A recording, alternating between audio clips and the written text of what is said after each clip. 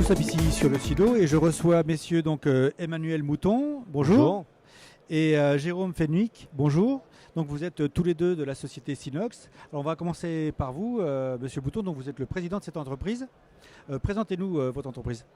Alors Sinox est une entreprise française basée sur Montpellier, avec une agence à Toulouse et à Paris. Nous sommes une quarantaine de personnes. D'accord. Et nous intervenons sur les briques technologiques pour transformer les équipements traditionnels pour les entreprises en équipements connectés. On travaille sur la connectique, les plateformes donc, de stockage de la donnée, les algorithmes de traitement de ces données et les interfaces qui permettent de restituer ces informations aux utilisateurs finaux ou en tout cas aux distributeurs, aux fabricants. D'accord, donc vous développez des briques techno en interne et on les retrouve dans quel secteur d'activité? Est-ce que vous avez des secteurs d'activité dans lesquels on va retrouver vos briques spécifiques? Alors, on intervient dans les domaines de la voiture connectée, donc le transport, notamment autour de l'éco-conduite, du risque routier, donc transformer un véhicule traditionnel en véhicule connecté et les services qu'il y a autour pour les gestionnaires de flotte, les assureurs, les leasers automobiles.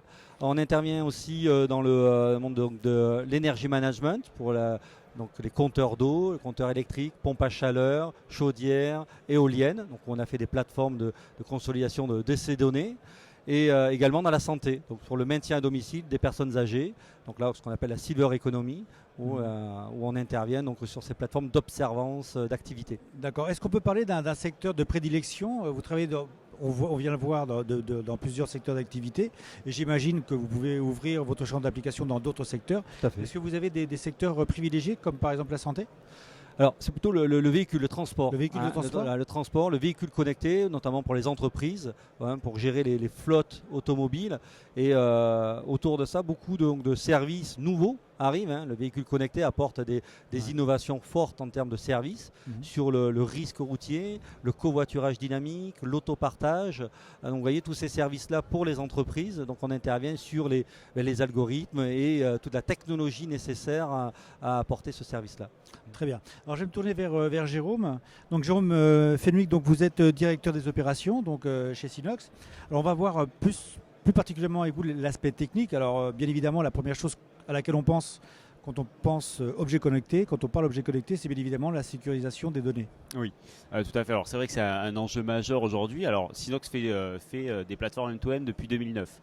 Donc il est évident qu'en 2009, quand on a commencé avec peu d'objets à connecter. On n'était pas dans les trends qui sont annoncés aujourd'hui de plusieurs milliards d'objets connectés et on n'avait pas ces problématiques autour de la sécurisation de la donnée.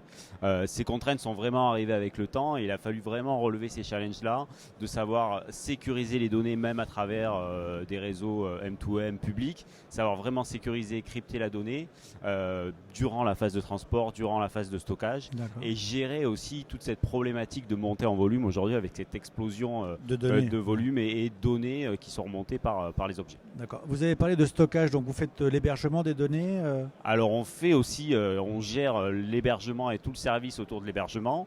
On fait tout le stockage, toute la transformation de la donnée brute qui est remontée en général par un objet connecté, un capteur qui est disponible et qui est sur le terrain.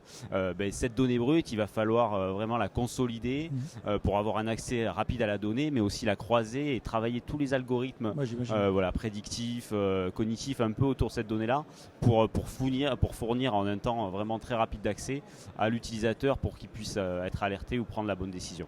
D'accord, très bien. Alors ces données, vous les récupérez comment? Vous les stockez comment? Donc j'imagine qu'il y a un cloud.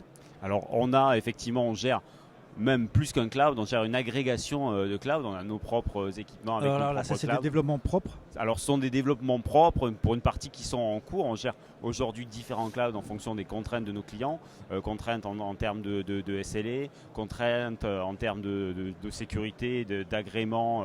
En particulier, on a parlé des données santé qui ont aujourd'hui des fortes contraintes d'agrément. Donc on sait se tourner vers différents clouds en fonction de ces contraintes-là, ces contraintes techniques, ces contraintes réglementaires. Très bien, merci Jérôme. Je reviens vers Emmanuel. Donc aujourd'hui Sinox, donc il y a une grosse actualité, on ne l'a pas dit au début, mais Sinox fête ses 10 ans cette année, c'est ça? Et Sinox a 10 ans, Sinox a plus de 400 clients, on verra plus de 60 000 objets connectés, donc a une expérience forte donc depuis 10 ans. Donc c'est vrai que c'est une actualité forte. Donc c'est une entreprise jeune mais quand même dynamique. Alors on est toujours très dynamique, on se considère toujours comme une start-up. On est toujours dans un mode agile, on est sur donc des nouveaux modèles économiques et on apporte ces nouveaux modèles économiques à nos clients.